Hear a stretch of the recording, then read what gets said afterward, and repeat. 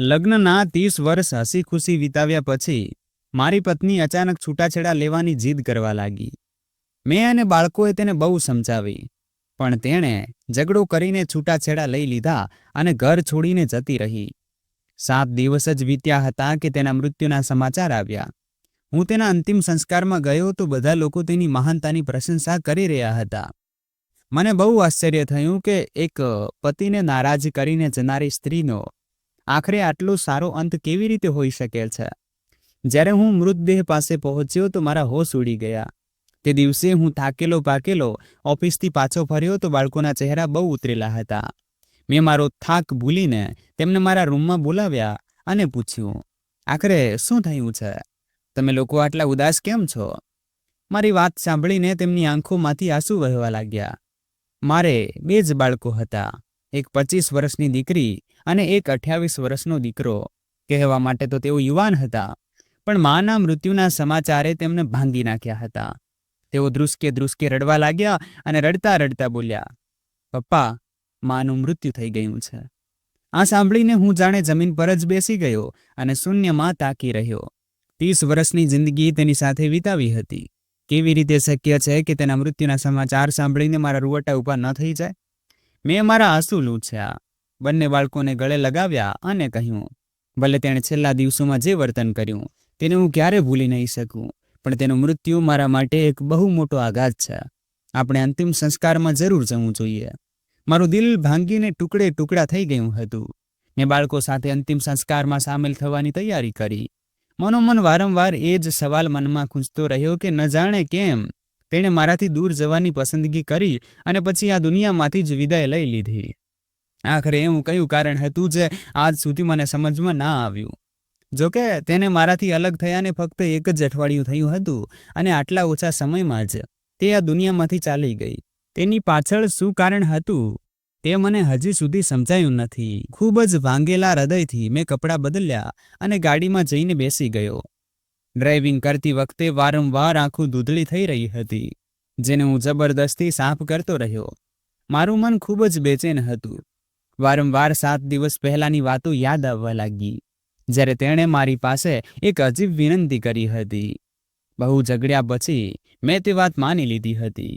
હવે જે સમાચાર મને મળ્યા તે સાંભળીને તો મારા પગ નીચેથી જમીન જ સરકી ગઈ કે તે ફક્ત 1 અઠવાડિયાની અંદર જ આ દુનિયામાંથી ચાલી વસી.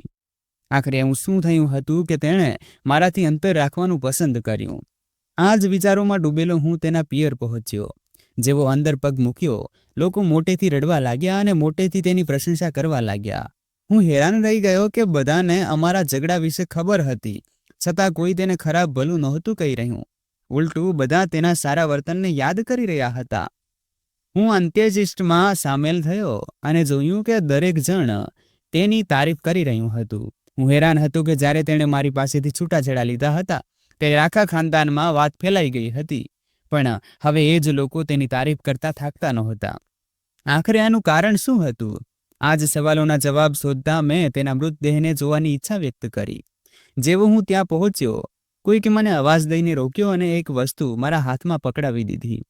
તેને જોઈને મને બધી વાત સમજાઈ ગઈ કે આખરે તેણે મારી સાથે આવું વર્તન કેમ કર્યું હતું. હું ત્યાં જ બેઠો બેઠો ફાટી આંખે તે વસ્તુને જોતો રહ્યો. વિચારવા લાગ્યો કે આ શું થઈ ગયું? હું મારા ભૂતકાળમાં ખોવાઈ ગયો.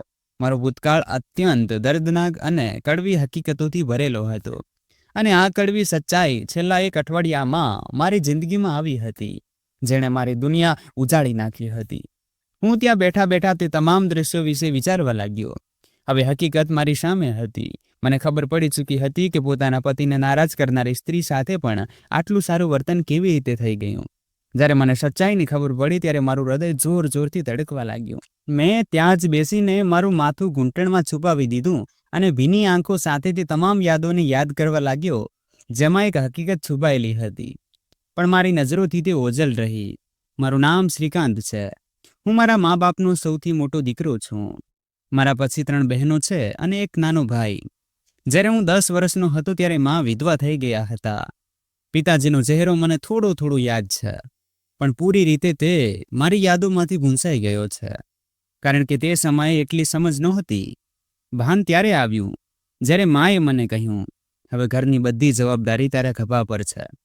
તે વખતે મારી ઉંમર ફક્ત 12 વર્ષ હતી. મેં મારો અભ્યાસ છોડી દીધો અને એક નાની કરિયાણાની દુકાન પર કામ કરવા લાગ્યો. સવારે 9 વાગે જતો અને રાત્રે 12 વાગે પાછો આવતો.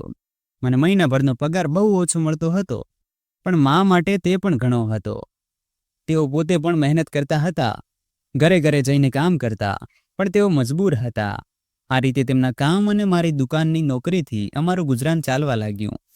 ક્યારેક ક્યારેક ગરીબીની સ્થિતિ પણ આવી જતી, પણ માએ હંમેશા ધીરજ અને શુક્રનો સાથ પકડી રાખ્યો.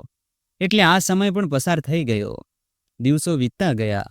મારા માલિકે જ્યારે જોયું કે હું ઈમાનદાર અને સારો છોકરો છું, તો તેમણે મને પોતાની મોટી દુકાનમાં મોકલી દીધો, જ્યાં મારો પગાર વધારી દેવામાં આવ્યો. જ્યારે મેં માને આ સમાચાર સંભળાવ્યા, તો તેમણે પણ તરત જણાવ્યું કે તેમના માલિકે પણ તેમનો પગાર વધારી દીધો છે. તેમણે કહ્યું, હવે આપણે આપણી અને તારી કમાણીમાંથી જે પૈસા બચે તેને તારી બહેનોના દહેજ માટે જમા કરવા જોઈએ. મને પણ માની આ વાત ગમી. જો કે મારી ઉંમર ફક્ત 15 વર્ષ હતી, પણ સંજોગોએ મને સમય પહેલા જ મોટો બનાવી દીધો હતો. હું દરેક વાત સમજવા લાગ્યો હતો. દિવસ રાતની મહેનત પછી અમે એટલા સક્ષમ થઈ ગયા કે એક બહેનનું દહેજ તૈયાર કરી શકીએ અને તેના માટે સારો સંબંધ આવતા તેની શાદી કરી દીધી. આ મારી જિંદગીની પહેલી સફળતા હતી.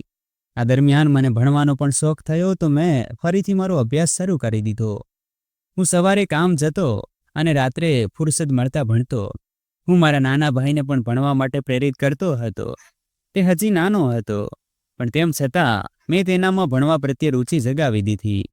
3 વર્ષની સતત મહેનત અને સંઘર્ષ પછી મેં મેટ્રિક પાસ કરી લીધું અને કોલેજમાં દાખલ થઈ ગયો.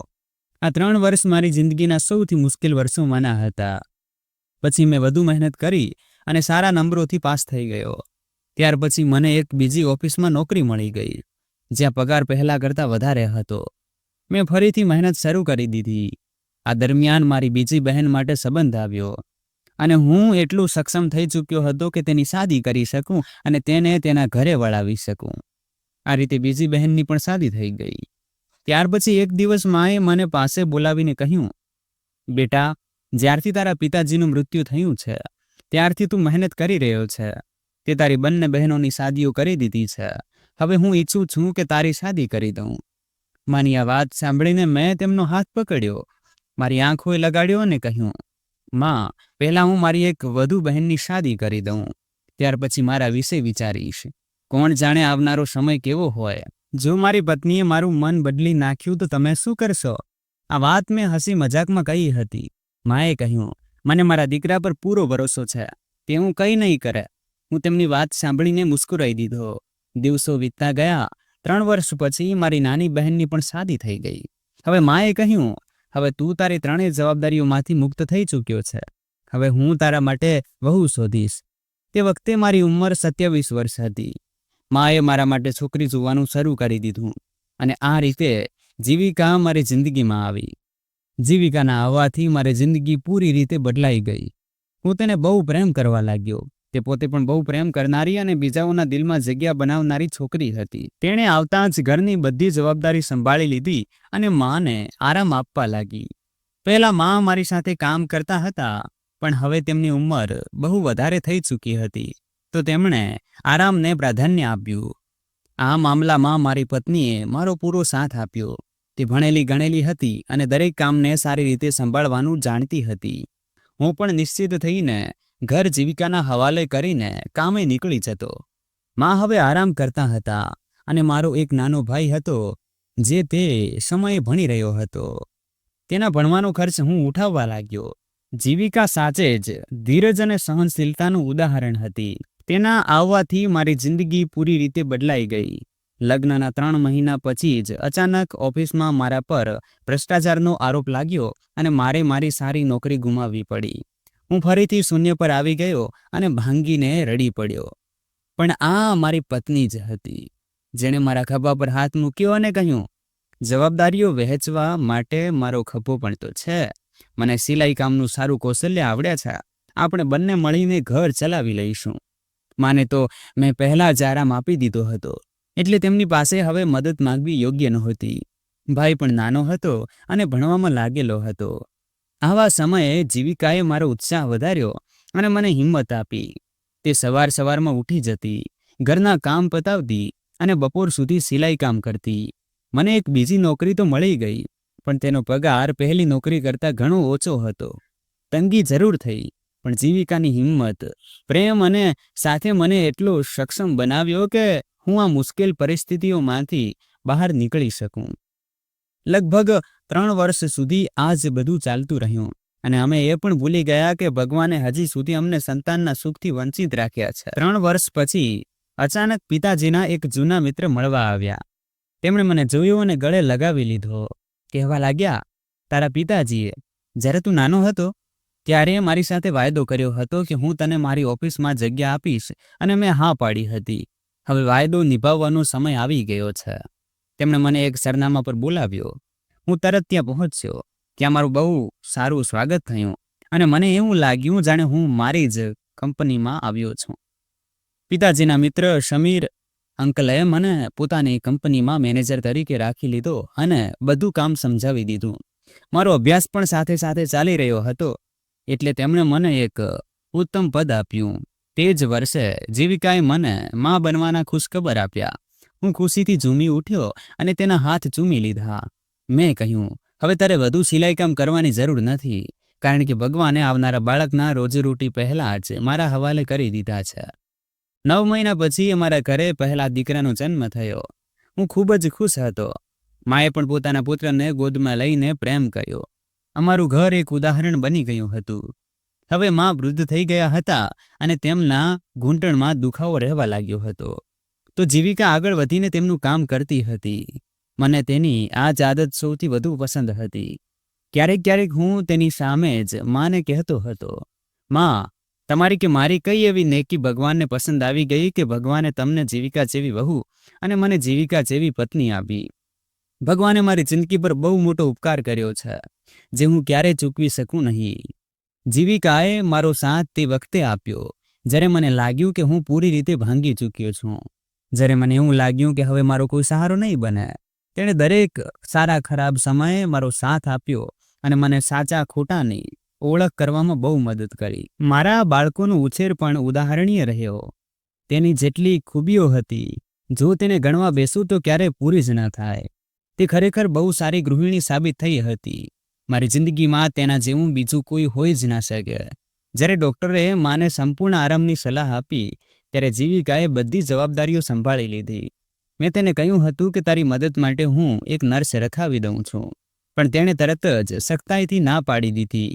કહેવા લાગી, ઘરના વડીલોને જો કોઈ બીમારી લાગી જાય તો તેમને બીજાઓના હવાલે ન કરાય, પણ આ તો એક સેવાનો અવસર છે જેને તમારે પૂરી રીતે નિભાવવો જોઈએ.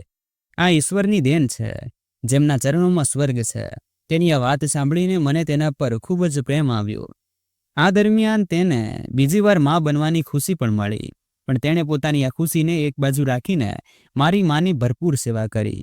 માએ પોતાના છેલ્લા સમયમાં તેને બહુ દુઆઓ આપી અને કહ્યું, તું તારી સારી આદતોથી આ ઘરને સ્વર્ગ બનાવી ગઈ છે. ખુદા તારા સ્વર્ગને પણ સજાવે અને તારું સ્વાગત કરે. તેમની આ દુઆ પર હું ક્યારેક હસી દેતો અને માને કહેતો, માં, શું તમે અત્યારથી જ મારી પત્નીને મરવાની દુઆઓ આપી રહ્યા છો? તો જીવિકા મને ટોકતી અને કહેતી, એવું ન કહો, વડીલોની દુઆઓમાં ઘણા રહસ્યો છુપાયેલા હોય છે. તેમને દુઆ આપવા દો. જો તેમની દુઆ મને લાગી ગઈ તો મારી દુનિયા અને પરલોક બંને સુધરી જશે. માનું મન તેનામાં લાગી ગયું હતું અને તેઓ પોતાના છેલ્લા સમયમાં મોટા ભાગે તેની પાસે જ રહેતા અને વાતો કરતા. હું દીકરો હોવા છતાં એટલી સેવા ન કરી શક્યો જેટલી એક વહુ બનીને જીવિકાએ કરી. અને જ્યારે માનું મૃત્યુ થયું ત્યારે સૌથી વધુ રડનારી પણ તે જ હતી અને સૌથી વધુ આઘાત પણ તેને જ લાગ્યો હતો, કારણ કે માની તેને આદત થઈ ગઈ હતી. મારી મા સાથે રહેવાની અને તેમની સાથે વાતો કરવાની આદત હતી, પણ હવે અચાનક તેમનું આ દુનિયામાંથી ચાલ્યા જવું મારા માટે બહુ મોટો આઘાત હતો. ઘરમાં બિલકુલ શાંતિ અને સુનકાર છવાઈ ગયો. મારી પત્ની પણ ઘણી હદ સુધી ચૂપ અને ગંભીર રહેવા લાગી. મેં તેને દિલાસો અને સાંત્વના આપી કે બધું ઠીક થઈ જશે. માના મૃત્યુની તેના પર પણ ઊંડી અસર થઈ હતી. આ દરમિયાન અમારે ત્યાં બીજા બાળકીનો જન્મ થયો, અમારી દીકરી. તેના આગમનથી તેનું ધ્યાન વહેંચાઈ ગયું અને મેં તેનો શુક્ર માન્યો. નહીતર તે દરેક સમયે ગમગીન રહેતી હતી. તેને આમ ચૂપ જોઈને હું પોતે પણ અંદરથી શરમ અનુભવતો. દીકરીના આવવાથી તેની જિંદગીમાં વ્યસ્તતા વધી ગઈ હતી અને તે બાળકોના ઉછેરમાં પૂરી રીતે લાગી ગઈ હતી. દિવસો પસાર થતા ગયા. અમારા બાળકો યુવાન થઈ ગયા અને હું મારી નોકરીમાં પ્રગતિ કરીને એક સારા હોદ્દા સુધી પહોંચી ગયો. પગાર પણ સારો એવો થઈ ગયો હતો. બાળકોને સારી શાળાઓમાં ભણાવ્યા. જીવિકા, મારી પત્ની, એ દરેક જવાબદારી પોતે સંભાળી અને તે મારા માટે એક શ્રેષ્ઠ પત્ની સાબિત થઈ. પણ થોડા સમયથી હું જોઈ રહ્યો હતો કે લગ્નના 30 વર્ષ પૂરા થયા પછી તે અચાનક બહુ ચૂપ રહેવા લાગી હતી. અમારા લગ્નની 30મી વર્ષગાંઠ ઉજવ્યાના થોડા સમય પછી તે અવારનવાર ક્યાંક ખોવાયેલી રહેતી અને તેની આંખોમાં આંસુ તરતા રહેતા. બાળકોએ પણ મારી સાથે આ વિશે વાત કરી. એક દિવસ હું તેના રૂમમાં ગયો અને ખૂબ જ પ્રેમ અને મોહબ્બતથી તેને પૂછ્યું, જીવિકા, શું વાત છે? આપણી જિંદગી તો એકબીજા સાથે અતૂટ રીતે જોડાયેલી છે. મારું તારા વિના રહેવું ને તારું મારા વિના રહેવું અશક્ય છે.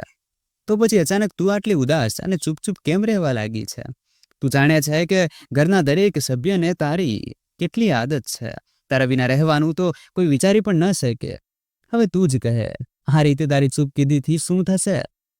તેની અસર આખા ઘર પર પડશે, ખાસ કરીને આપણા બાળકો પર. મારી વાત સાંભળીને થોડી ક્ષણો તે મને બસ જોતી રહી. પછી માથું હલાવીને મુસ્કુરાઈ અને બોલી, કંઈ નહીં, બસ એ વિચારી રહી છું કે જો હું આ ઘરમાં ન રહી તો ઘર કેવી રીતે ચાલશે. તેની આ વાત સાંભળીને હું હેરાન રહી ગયો અને ક્યાંક ને ક્યાંક મને આઘાત પણ લાગ્યો કે તે આવી વાતો કેમ કરી રહી છે. તેણે મારી પાસે ફક્ત એટલું જ કહ્યું, સમય આવે બધું ખબર પડી જશે.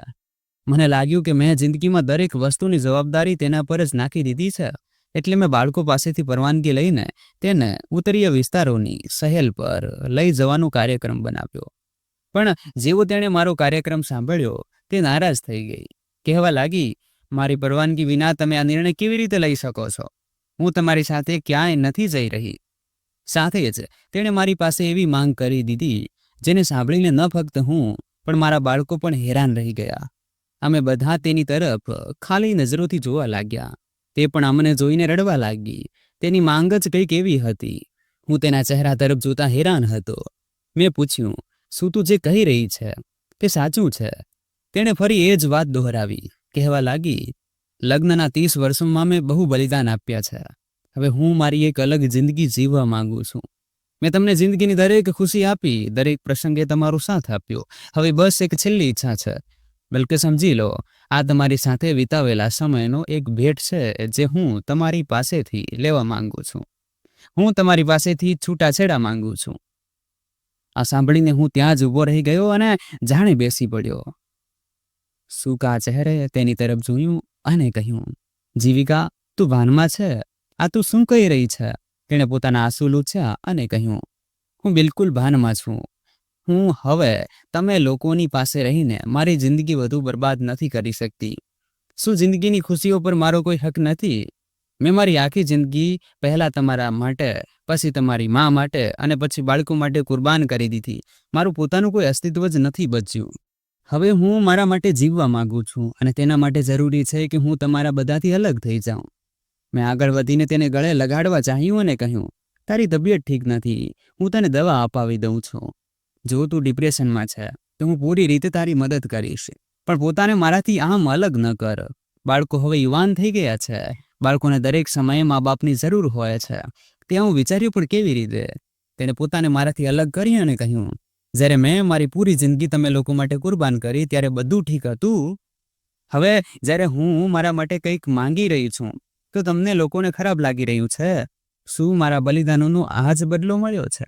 3 દિવસ સુધી તે મારી પાસે વારંવાર એ જ માંગ કરતી રહી અને હું તે 3 દિવસોમાં પોતાને જાણે અંગારા પર ચાલતો હું તેમ અનુભવી રહ્યો હતો. મને સમજાતું નહોતું કે તે આવું કેમ ઈચ્છી રહી છે. તેને કારણ પૂછતો તો તે કહેતી, કારણ મારા અને ભગવાનની વચ્ચે છે. હું અહીં રહેવા જ નથી માંગતી. તો પછી તમે લોકો મને મજબૂર કેમ કરી રહ્યા છો? મેં તેને દુનિયાના ડર બતાવ્યા, સમાજની વાતોનો હવાલો આપ્યો. મેં કહ્યું, વિચારો લોકો શું કહે છે? લગ્નના 30 વર્ષ પછી છૂટાછેડાનું શું કારણ હોઈ શકે? લોકો તારા ચરિત્ર પર આંગળી ઉઠાવશે. જો તને મારાથી કોઈ ફરિયાદ છે તો મને કહે, હું તેને દૂર કરી દઈશ. પણ આ રીતે મારાથી અલગ ન થા. તેની આ વાતો સાંભળીને મારું મગજ શૂન્ય થઈ ગયું. જો હું તે વખતે ધ્યાન આપતો તો સમજી જાત કે તે પહેલા કરતા ક્યાંય વધુ નબળી થઈ ચૂકી હતી. તેની આંખો નીચે ઘેરા કાળા કુંડાળા બની ચૂક્યા હતા. તે દરેક સમયે માથે દુપટ્ટો ઓઢી રાખતી અને ન જાણે કેમ દિવસે ને દિવસે દુબળી થતી જઈ રહી હતી. જો હું તેના કહેલા શબ્દોથી હટીને તેની હાલત પર ધ્યાન આપતો તો કદાચ અંદાજો આવી જાત. મારા બાળકોએ પણ મારું ધ્યાન આ તરફ દોર્યું હતું, પણ હું તો બસ તેને રોકવાની કોશિશ કરતો રહ્યો. મેં તેને રોકવા માટે દરેક શક્ય કોશિશ કરી, અહીં સુધી કે તેના પગમાં પડી ગયો. પણ તેણે આ કહીને મને પાછળ હટાવી દીધો. આ મારી જિંદગી છે અને હું જ તેનો ફેસલો કરીશ. હવે હું કોઈની ભાવાત્મક બ્લેકમેલિંગમાં નહીં આવું. હું એ જ કરીશ જે મારું દિલ ચાહે છે. તમારી પાસે ફક્ત 2 કલાક છે. જો આ 2 કલાકમાં તમે મને છૂટાછેડા નહીં આપ્યા તો હું અદાલતમાંથી ખુલા લઈ લઈશ. તેની આ વાત સાંભળીને મને એવું લાગ્યું જાણે કોઈએ મારો જીવ છીનવી લીધો હોય. મેં તરત જ તેને છૂટાછેડા આપી દીધા. તે ચૂપચાપ પોતાનો સામાન બાંધીને ચાલી ગઈ. હું બસ તેને જતી જોતો રહ્યો અને કંઈ પણ ન કરી શક્યો. બસ હાથ કસતો રહી ગયો. બાળકો મને વળગીને ખૂબ રડ્યા, કહેવા લાગ્યા, પપ્પા તમે આ શું કરી દીધું? માને પોતાનાથી જુદા કેમ કર્યા? તમારે એવું નહોતું કરવું જોઈતું. બાળકો બહુ પરેશાન થઈ ગયા હતા. 3 દિવસ પછી તેઓ પોતાના અભ્યાસમાં વ્યસ્ત થઈ ગયા. પણ મારી હાલત એવી હતી જાણે કોઈએ મારા શરીરને ગાંથી ભરી દીધું હોય અને તેના પર મીઠું છાંટી દીધું હોય. દરેક સમયે આખા શરીરમાં બળતરા અનુભવાતી હતી. મારા દિવસ રાત હવે જાગતા જ પસાર થવા લાગ્યા. ઓફિસમાં પણ મારી કાર્યક્ષમતા પર અસર થવા લાગી. આમ પણ મારી નિવૃત્તિમાં ફક્ત 3 મહિના જ બાકી હતા. હું નહોતો ઈચ્છતો કે છેલ્લા સમયે કંઈક એવું થઈ જાય જેનાથી મારી રિટાયરમેન્ટ અને પેન્શન પર કોઈ અસર પડે. ઘરમાં અજીબ વીરાની છવાઈ ગઈ હતી. રોનક જતી રહી હતી. જીવિકાના જવા સાથે જાણે બધું જ ખતમ થઈ ગયું હતું. હું તેની પાછળ ન ગયો અને એ ઇંતજારમાં હતો કે કદાચ ક્યારેક તે પોતાના ફેસલા પર પસ્તાય. પણ મને શું ખબર હતી કે પસ્તાવો તો મારે કરવો પડશે. પૂરું 1 અઠવાડિયું વીતી ગયું. એક દિવસ જ્યારે હું થાકેલો પાકેલો ઓફિસથી ઘરે આવ્યો તો બાળકો મને વળગીને રડવા લાગ્યા, કહેવા લાગ્યા, પપ્પા માનું મૃત્યુ થઈ ગયું છે. આ સમાચાર સાંભળતા જ મારા શ્વાસ જાણે થંભી જવા લાગ્યા. હું તરત અંતિમ સંસ્કાર તરફ દોડ્યો. બાળકો પણ મારી સાથે હતા. જ્યારે ત્યાં પહોંચ્યો તો લોકો તેની ખૂબ તારીફો કરી રહ્યા હતા. ભગવાનના નામનો જાપ ચાલી રહ્યો હતો. મને આ બધું સાંભળીને શંકા થઈ. આ કેવી રીતે હોઈ શકે? હું તેને બહુ પ્રેમ કરતો હતો.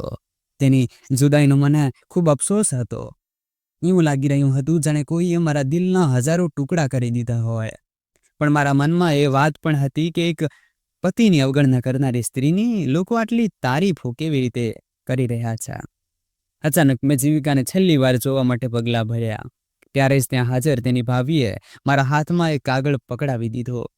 મારી નજર જીવિકાના ચહેરા પર પડી. તે પૂરી રીતે પ્રકાશથી ચમકી રહ્યો હતો. તેનો ચહેરો બહુ જ રોશન અને શાંત લાગી રહ્યો હતો. આ જોઈને મારું દિલ એકદમ શાંતિથી ભરાઈ ગયું. જેવો મેં તે કાગળ ખોલ્યો અને વાંચવાનું શરૂ કર્યું, તેમાં લખ્યું હતું, મારા પ્રિય પતિ, જિંદગીની એક કડવી હકીકતની મને આજે જ ખબર પડી છે. આ હકીકત એટલી દર્દનાક છે કે ઈચ્છવા છતાં તેને નકારી નથી શકતી. ડૉક્ટરે મને એક એવી બીમારી વિશે જણાવ્યું છે જે એક વાયરસની જેમ ફેલાય છે અને માનવ શરીરને ખરાબ રીતે અસર કરે છે. આ બીમારી દર 100માંથી કોઈ એકને થાય છે અને જેને થાય છે તેનું આખું ઘર પણ તેની ઝપેટમાં આવી શકે છે. અહીં સુધી કે મૃત્યુ પણ થઈ શકે છે. જ્યારે મને આ બીમારીની ખબર પડી ત્યારે જ મેં જાણી જોઈને તમારી સાથે લડાઈ ઝઘડો કરવાનું શરૂ કરી દીધું, જેથી હું પોતાને તમારાથી અલગ કરી શકું. તમારી અને બાળકોની જિંદગી મને બહુ પ્રિય હતી. મેં તમારી સાથે ક્યારેય નફરત નથી કરી અને ન તો મારી જિંદગીમાં એવો કોઈ બીજો પુરુષ હતો જેના માટે મેં તમને છોડ્યા. બસ આ બીમારી જ હતી જેણે આપણને જુદા કરી દીધા. ડૉક્ટરે જણાવ્યું કે જેમ જેમ સમય પસાર થશે આ બીમારી ફેલાતી જશે. 1 મહિનો વીતતા જ ઘરના બાકી લોકો પણ તેની ઝપેટમાં આવી શકે છે. આ બીમારીનો અત્યાર સુધી દુનિયામાં કોઈ ઈલાજ નથી. તેમાં સૌથી પહેલા માણસની ચામડી ખરી પડવા લાગે છે, પછી તેનું માંસ સડવા લાગે છે અને તેમાં કીડા પડી જાય છે. આ ચેપ બીજાઓ સુધી પણ ફેલાઈ શકે છે. આ જ કારણે મેં તમારી પાસેથી છૂટાછેડા લઈને એક વિરાન જંગલમાં એક ઝૂંપડીમાં રહેવાનું શરૂ કરી દીધું. ત્યાં જ મારું મૃત્યુ થઈ ગયું. મને પૂરો વિશ્વાસ છે કે મારા મૃત્યુ પછી આ પત્ર તમને મળશે. મને માફ કરી દેજો. જેટલી પણ તકલીફો મેં તમને આપી તેનો મને બહુ અફસોસ છે. ખબર નથી આ તકલીફો તમને ક્યાં સુધી અનુભવાતી રહેશે, પણ મારી દિલથી દુઆ છે કે ભગવાન તેનો સમય ઓછો કરે અને હું જલ્દી આ દુનિયામાંથી વિદાય લઈ લઉં. તમારાથી દૂર થયાને આજે 3જો દિવસ છે અને હું આ પત્ર લખી રહી છું. આશા છે આ તમને મળી જશે અને તમે મને માફ કરી દેજો. આ પત્ર વાંચતા જ હું મોટેથી રડવા લાગ્યો. મારો અવાજ સાંભળીને બધા લોકો ભેગા થઈ ગયા અને જ્યારે તેમણે જોયું કે હું મારી પત્નીના મૃતદેહ પર માથું રાખીને રડી રહ્યો છું તો તેમણે અમારા નસીબ પર અફસોસ વ્યક્ત કર્યો. જ્યારે મેં મારા બાળકોને આ વાત જણાવી તો તેઓ પણ રડવા લાગ્યા. તેઓ કહેવા લાગ્યા, માએ આપણા બધાની જિંદગી બચાવવા માટે પોતાને આપણાથી જુદા કરી લીધા. પોતાની સેવાનો આપણને મોકો પણ ન આપ્યો અને એકવાર ફરી આપણા માટે પોતાનો જીવ કુરબાન કરી દીધો. કાશ તે આપણને જણાવી દેત તો આપણે તેમનો ઈલાજ કરાવી શકત. આપણે જ બેખબર હતા જે તેમની હાલત જોઈને અંદાજો ન લગાવી શક્યા કે તે કયા દર્દમાંથી પસાર થઈ રહી હતી. ત્યારે મને સમજાયું કે મારી પત્ની જે મને નારાજ કરીને ગઈ હતી, અસલમાં તેણે તો મારા અને અમારા બાળકોની જિંદગી પર બહુ મોટો ઉપકાર કર્યો. આ જ ઉપકારના કારણે ભગવાને તેનું નામ મોહબ્બતથી યાદ કરવામાં આવનારાઓમાં સામેલ કરી દીધું. હવે હું રોજ તેની કબર પર જાઉં છું, તાજા ફૂલ રાખું છું, તેની સાથે ડગલાબંધ વાતો કરું છું અને કહું છું કે ભલે તે આ દુનિયામાંથી જતી રહી છે પણ હું સ્વર્ગમાં તેની રાહ જોઈશ. અમે બંને સ્વર્ગના સાથી બનીશું. દુનિયામાં 30 વર્ષ સાથે વિતાવ્યા પછી તેનાથી જુદા થવાનો વિચાર પણ મારા આત્માને બેચેન કરી દે છે. હવે હું મોતની રાહ જોઈ રહ્યો છું. જિંદગીની બધી જવાબદારીઓ નિભાવી ચૂક્યો છું. હવે ફક્ત મારી પત્ની પાસે જવાની રાહ છે. તે પત્ની પાસે જેણે અમારા માટે પોતાનો જીવ કુરબાન કરી દીધો અને અમને ક્યારેય અહેસાસ પણ ન થવા દીધો. ભગવાન મારી પત્નીને સ્વર્ગમાં ઉચ્ચ સ્થાન પ્રદાન કરે. તો મિત્રો, આ ભાવુક અને માર્મિક વાર્તાનો મૂળ સંદેશ એ છે, સાચો પ્રેમ નિસ્વાર્થ હોય છે, જે પોતાના પ્રિયજનોની ભલાઈ માટે દરેક ત્યાગ કરવા તૈયાર હોય છે.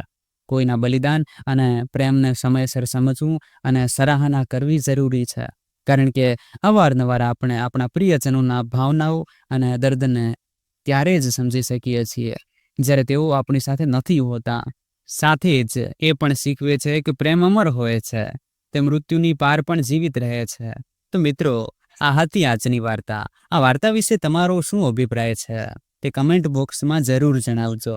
જો તમને વાર્તા પસંદ આવી હોય તો વિડીયોને લાઈક કરો અને આપણી ચેનલ દિનેશ વોઇસ ગુજરાતીને સબસ્ક્રાઇબ કરો અને બેલ આઇકન પર ક્લિક કરીને તેને ઓલ પર સેટ કરો, જેથી તમને નવા વિડીયોની સૂચના તરત મળી જાય. ધન્યવાદ.